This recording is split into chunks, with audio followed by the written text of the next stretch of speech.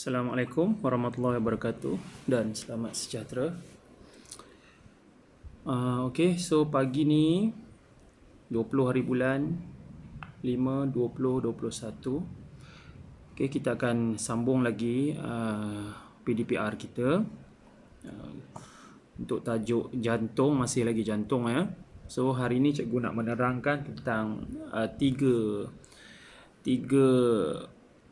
subtopik ya di dalam jantung, iaitu yang pertama sekali adalah struktur dan fungsi salur darah manusia.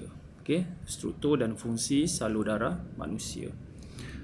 Okey, yang cikgu dah terangkan di dalam jantung sebelum ni ya, iaitu kita ada tiga jenis salur darah. Yang pertama adalah vena, yang kedua adalah kapilari darah, dan yang ketiga ialah arteri.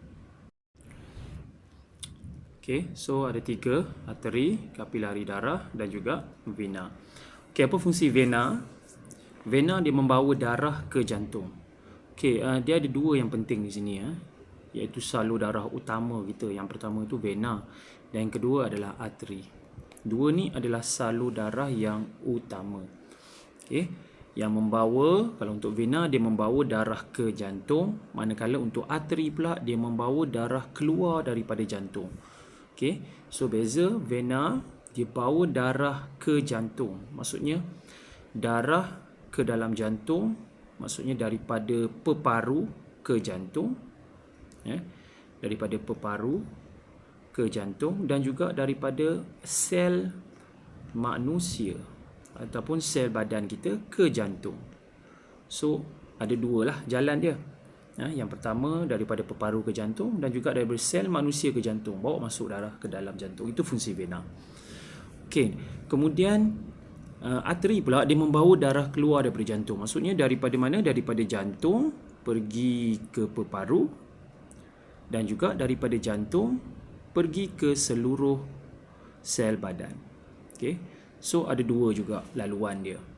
Okey, bagi kapilari pula, dia buat apa? Dia menghubungkan di antara arteri dan juga vena, iaitu di mana dia membenarkan pertukaran bahan antara darah dan sel badan. Okey, so maksudnya di sini di kapilari darah berlakunya pertukaran gas ya, pertukaran gas karbon dioksida dan juga berlaku juga segala pertukaran bahan. Maksudnya segala apa yang kita makan, protein, karbohidrat dan sebagainya akan melalui proses resapan pada kapilari darah kita. Okey, so kita pun tengok dia punya karakteristik ataupun ciri-ciri dia juga. Kapilari darah ni dia setebal satu sel. Maksudnya dia boleh melakukan proses resapan. Bagi vena pula, dia punya lumen ni dia punya ketebalan dia. Ya, lumen ni maksudnya dia punya ketebalan. Ya, ketebalan dia nipis berbanding dengan ni, dia punya tebal ni ya. Dia nipis berbanding dengan arteri. Arteri ni dia perlu tebal. Sebab apa arteri perlu tebal? Sebab arteri ni daripada jantung ni dia nak pump darah ke seluruh anggota badan. Ya, maksudnya awak bila kita berlari dan sebagainya, dia perlu pump dengan kuat. Ya, bila dia pump dengan kuat tu, dia perlukan suatu salur darah tu dia perlu tebal. Kalau dia nipis, dia akan pecah lah sebab tekanan itu kuat, tekanan di dalam salur darah itu kuat. Okey, so itu beza di antara vena dan juga arteri. Arteri dia nipis sikit, vena dia nipis sikit sebab dia hanya membawa darah masuk ke dalam jantung saja. So dia tidak perlukan proses pump tu kuat lah. Proses mengepam tu perlahan. Jadi dia punya salur darah dia juga dia lebih nipis. Okey, saiz lumen cikgu dah sebut tadi. Saiz lumen bagi kapilari sangat kecil ataupun dia setebal satu sel sahaja. Okey, ketebalan dinding dan salur darah. Dinding nipis, kurang berotot dan kurang kenyal kerana tekanan darah rendah. Tekanan darah rendah bermaksud darah tu mengalir dengan perlahan. Okey, so dinding dia tu nipis je lah, macam yang sebut tadi lah. Dia ketebalan dinding tu sama macam kita punya lumen tadi. Okey, so kalau untuk kapilari darah, dinding setebal satu sel sahaja. Dinding tebal. Okey, untuk arteri dah tentulah sebab apa, dia perlu menahan tekanan darah yang sangat tinggi yang masuk ke dalam jantung, yang akan dihantar keluar daripada jantung.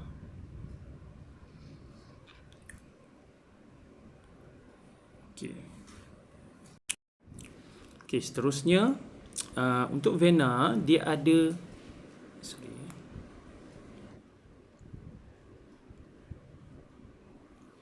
Okey, untuk vena dia ada injap, ya. Injap.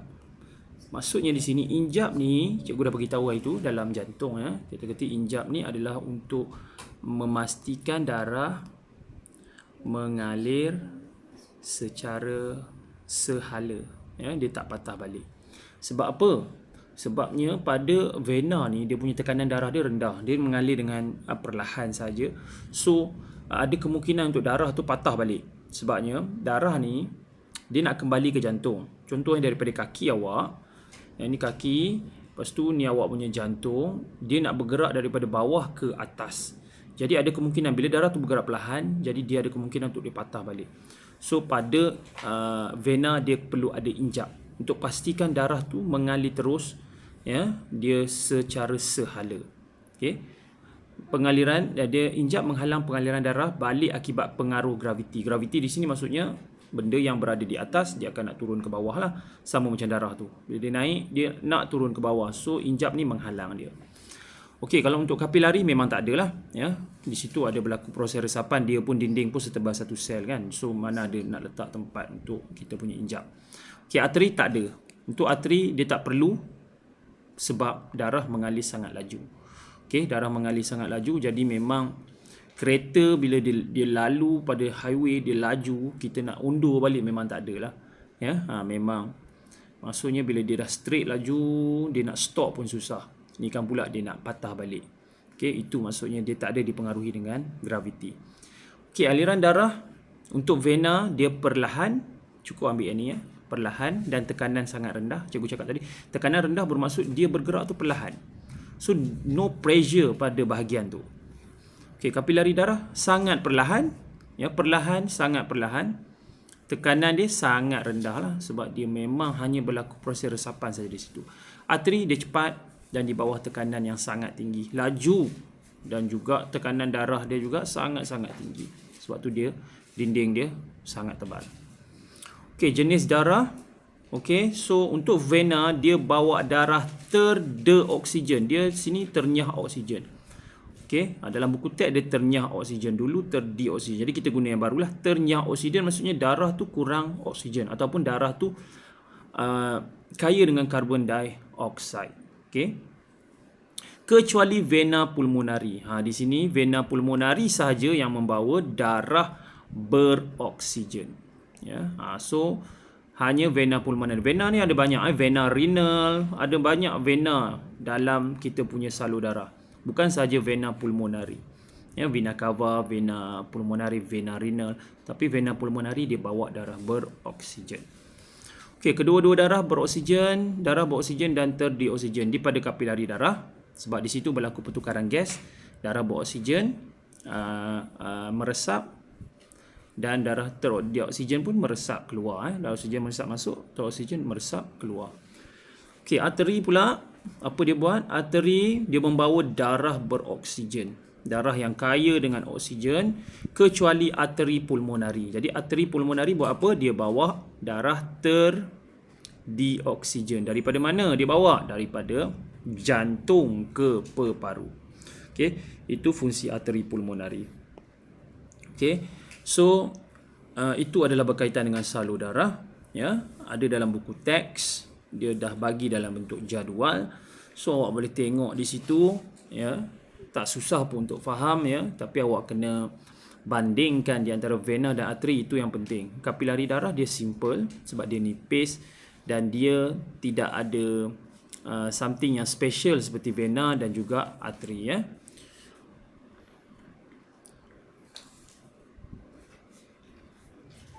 Okey, kita masuk pula kepada sistem peredaran darah dalam manusia. Okey, sistem peredaran darah dalam manusia terbahagi kepada dua. Yang pertama adalah sistem peredaran pulmonari. Pulmonari bermaksud sistem peredaran yang berada di atas badan kita. ya, yang melibatkan jantung ke peparu, peparu ke jantung. Okey, itu adalah sistem peredaran pulmonari. Bagi sistem peredaran sistem peredaran sistemik, dia adalah daripada jantung ke seluruh badan, daripada ke seluruh badan ke jantung, ya. So daripada jantung ke seluruh badan dah tentulah darah beroksigen, daripada sel badan ke jantung dah tentulah darah terdioksigen. Okey, so ada dua. Kita tengok sistem peredaran darah manusia merupakan sistem bertiup yang tertutup, ya. Sistem peredaran darah manusia dia tertutup sama macam mamalia yang lain. Okey, sistem peredaran darah manusia merupakan sistem peredaran ganda dua. Ganda dua bermaksud dia ada dua aliran, ya.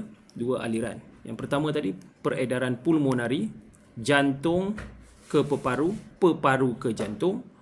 Sistem peredaran sistemik, jantung ke sel badan ke jantung. Jadi dia punya peredaran tu dia ganda dua, dia dua kali. Dia punya pit stop dia pada jantung. Ya. Dia daripada peparu ke jantung. Okey.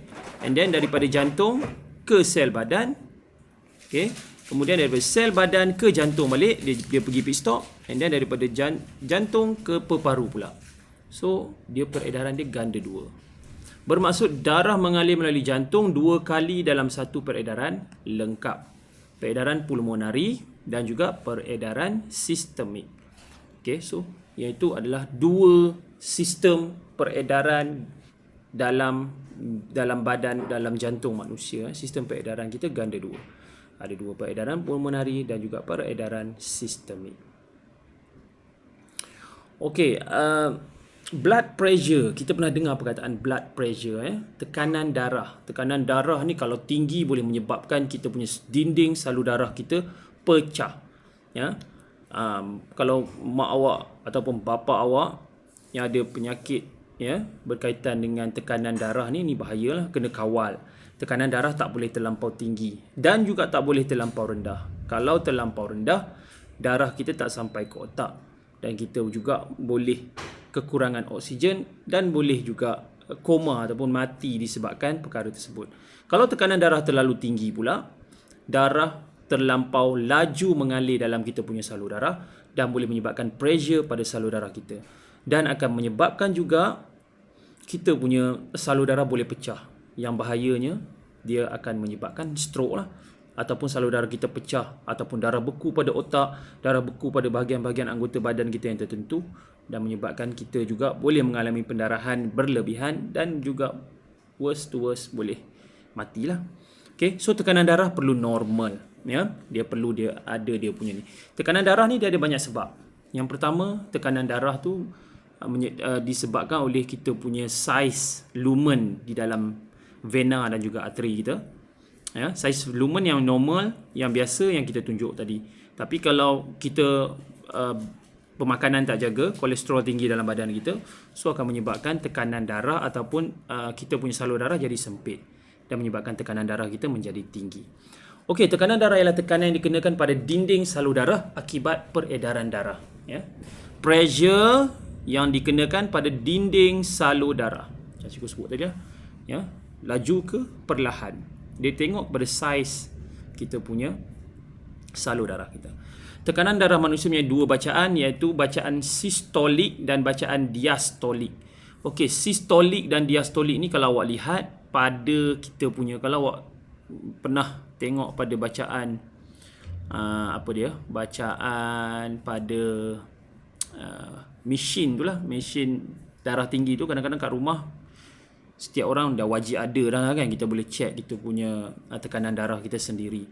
Dia ada dua bacaan, bacaan atas dan juga bacaan bawah. Okey, bacaan atas itu adalah bacaan sistolik, ya. Angka atas adalah sistolik, bahagian bawah pula dia adalah diastolik. Okey, kita tengok apa dia sistolik dan apa itu diastolik. Okey, bacaan sistolik ialah tekanan yang dikenakan oleh darah pada dinding arteri ketika jantung berdenyut. Tekanan dikenakan oleh darah pada dinding arteri ketika jantung berdenyut. Arteri dia membawa darah beroksigen. Jadi tekanan sepatutnya lebih tinggi daripada tekanan tekanan pada arteri sepatutnya lebih tinggi daripada tekanan pada vena kita. Okey. So yang ni jantung kita berdenyut. Sebab tu bahagian atas tu bacaan dia lebih tinggi daripada bacaan bawah. Okey, tekanan bacaan diastolik pula, tekanan apabila darah mengena pada dinding arteri ketika jantung rehat antara denyutan. So masa jantung tu berehat, so kita baca bacaan tu. Ya. Kalau jantung kita pada waktu rehat pun tekanan dia tinggi, so bermaksud kita punya jantung bermasalah lah. Ya, pada waktu rehat sepatutnya tekanan tu rendah. Contoh kalau bawah atas tu 120, bawah tu 80. Ini normal. Maksudnya jantung kita rehat 80 ataupun 70. Atas tu 120, 130 kira normal lagi. Kalau atas 180 bahaya. Boleh menyebabkan stroke berlaku dalam badan kita, tekanan darah kita tinggi kan. Ataupun bawah tu pun dia jadi tinggi ataupun dia rendah ataupun dia tinggi, contoh dia tinggi 100, bahaya. Pada waktu rehat pun jantung kita sebenarnya tak berehat. Itu akan menyebabkan juga berlakunya tekanan darah tinggi dalam badan kita. Okey. So ini contoh bacaan yang biasanya terdapat di dalam kita punya yang normal lah. Kalau sistolik di bawah 90 tak normal. Ya, maksudnya rendah lah bacaan. So bahaya, awak boleh pengsan, boleh buka awak pucat dan sebagainya ya, sebab awak punya tekanan darah awak rendah. Diastolik di bawah 60. So ini tak normal. Kena tengoklah bawah 90 untuk sistolik atau iaitu bahagian atas ya. And then kalau diastolik pula di bahagian bawah dia 60 ke bawah tak normal. Kalau normal 90 sehingga 120, kalau bacaan diastolik pula 60 hingga 80. Macam cikgu sebut tadilah. Kalau tekanan tekanan darah tinggi, maksudnya ada kena jaga-jaga lah. Maksudnya ada dia punya tekanan darah tinggi tu dah start ada. 120 hingga 140. And then bacaan diastolik 80 hingga 89. Tekanan darah tinggi 140 hingga 160 ini dah tinggi. Ada orang pernah 180, lepas tu 90. Ini memang sangat-sangat bahaya lah. Ya, diastolik 90 ke 100 ini dah kira sangat-sangat tinggi. Okey. So itu untuk tekanan darah lah. Alright.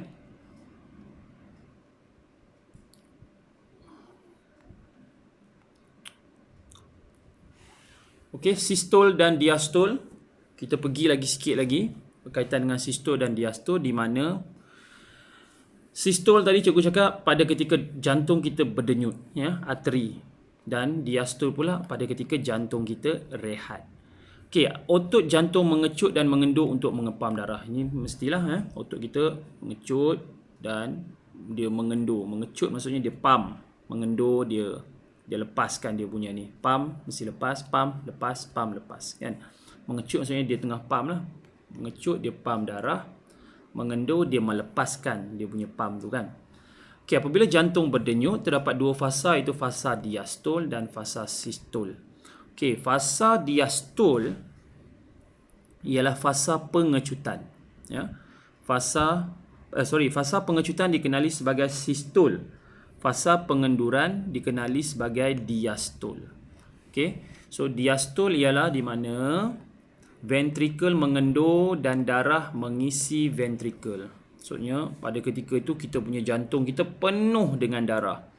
Ya, itu pada ketika fasa diastol, dia mengendur. Kemudian masuk saja fasa sistol, ventrikel kita mengecut dan darah dipam keluar ke dalam arteri. Pump. Bila dia pump tu, darah tu akan bergerak keluar. Itu adalah fasa sistol. Fasa diastol dia mengendur ataupun kita punya paru jantung kita jadi gemuk lah sebab penuh dengan darah. Kemudian fasa sistol, ventrikel kita kembali mengecut dan mengepam darah keluar daripada kita punya arteri.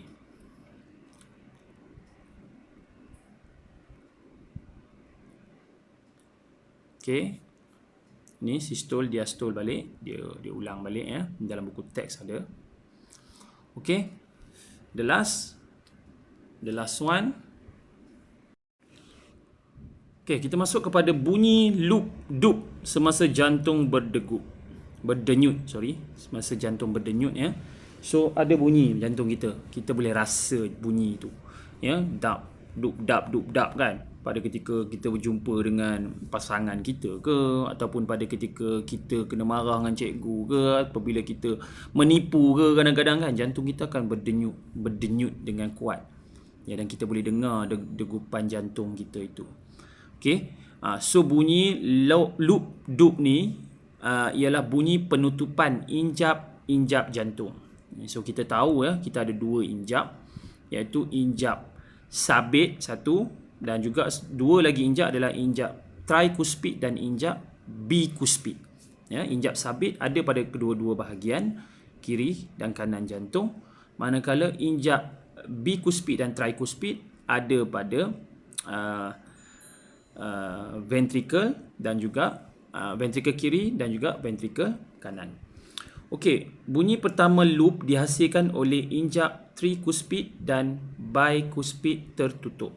Ya, trikuspid dan bikuspid bila dia tutup saja dia punya injap tu, dia akan menghasilkan bunyi loop. Ya, bunyi loop. Manakala bunyi dup pula dihasilkan apabila injap sabit tertutup. Ya. So kena tengok balik kat mana injap sabit dan di manakah injap trikuspid dan bikuspid. Okey. So itu adalah dua injap bikuspid pada kita punya ventricle kiri kita, dan injap trikuspid pula pada ventricle kanan kita. Okey. Sabit pada kedua-dua bahagian adalah. Itu menghasilkan bunyi pada jantung kita, ya. Okey, cikgu cepatkan sikit berkaitan dengan nadi pula, ya. Nadi ni semua orang ada nadi, ya. Nadi ada pada bahagian-bahagian tubuh badan kita tentu, pada tengkuk kita ada, pada kita punya tangan pun ada nadi, ya. So kita boleh tengok denyutan nadi kita. Denyutan nadi perempuan biasanya dia lebih tinggi daripada lelaki, ya. Perempuan dia ada denyutan nadi yang lebih tinggi daripada lelaki kerana perempuan dia punya saiz badan yang lebih kecil. Bila saiz badan tu lebih kecil dan dia punya jisim otot tu kurang, menyebabkan dia punya denyutan nadi dia lebih tinggi.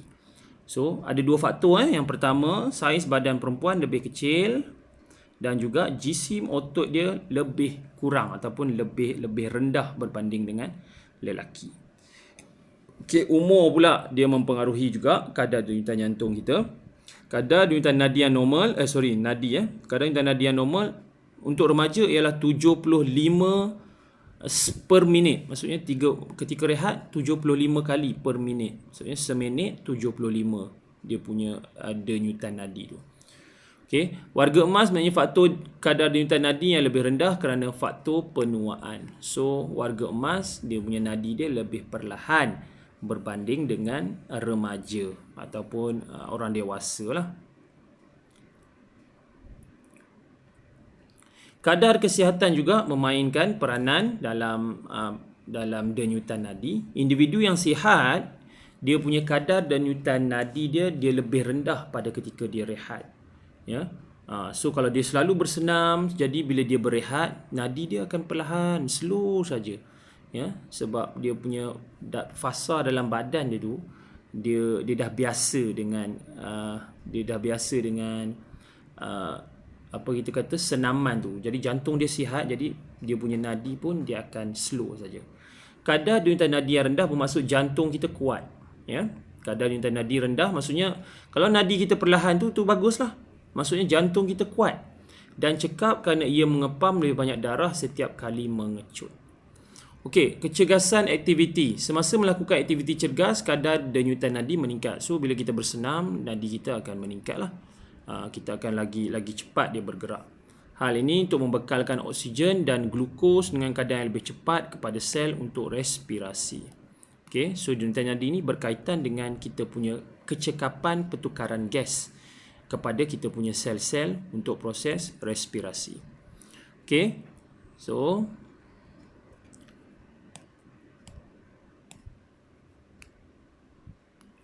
okay, last but not least, kita nak tengok pula kepentingan kita menjaga jantung. Okay, jantung adalah organ yang paling penting lah. Senang cerita, dia adalah organ yang paling penting.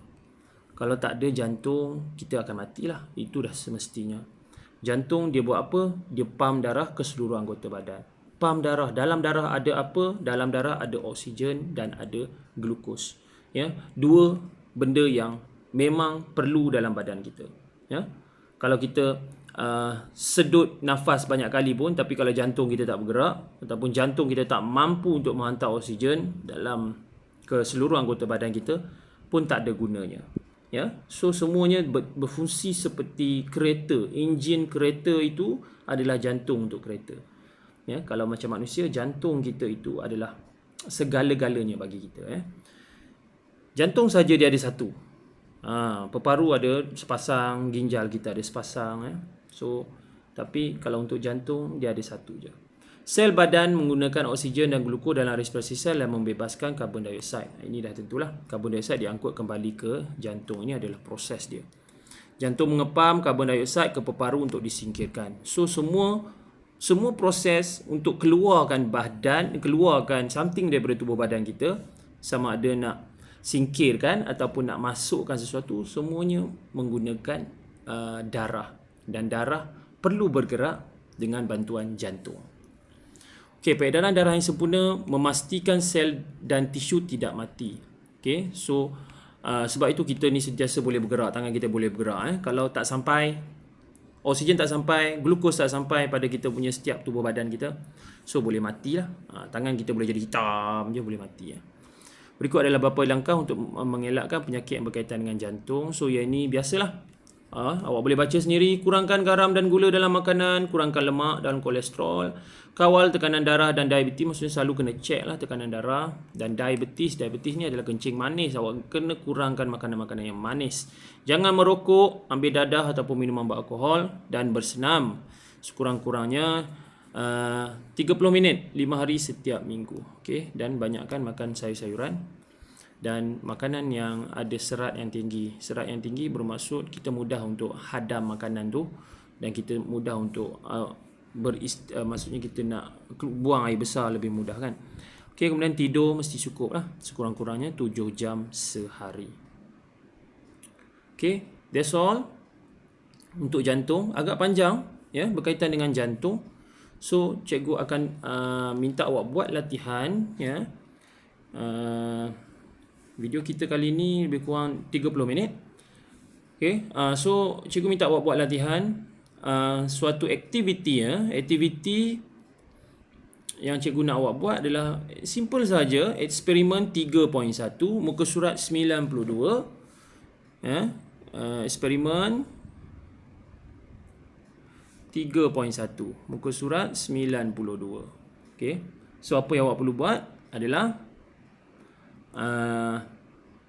salin, dan prosedur di situ ada, jenis aktiviti ada, berehat, berjalan secara perlahan, berlari. Awak kena cek berapa kadar denyutan jantung awak dalam tempoh yang diberikan dalam jadual itu. Okay, so salin, gambar tu tak payah lukis ya, awak just buat prosedur dan juga semua yang ada di situ. Okay, then buat praktis formatif 3.2 pada muka surat 95. 1, 2, 3, 4. Buat keempat-empat soalan itu dalam buku latihan. Okay, alright. Itu untuk tugasan 3 yang cikgu bagi pada awak untuk minggu ini. Itu sahaja. Sekian, terima kasih. Kita jumpa lagi untuk kelas akan datang. Assalamualaikum dan terima kasih.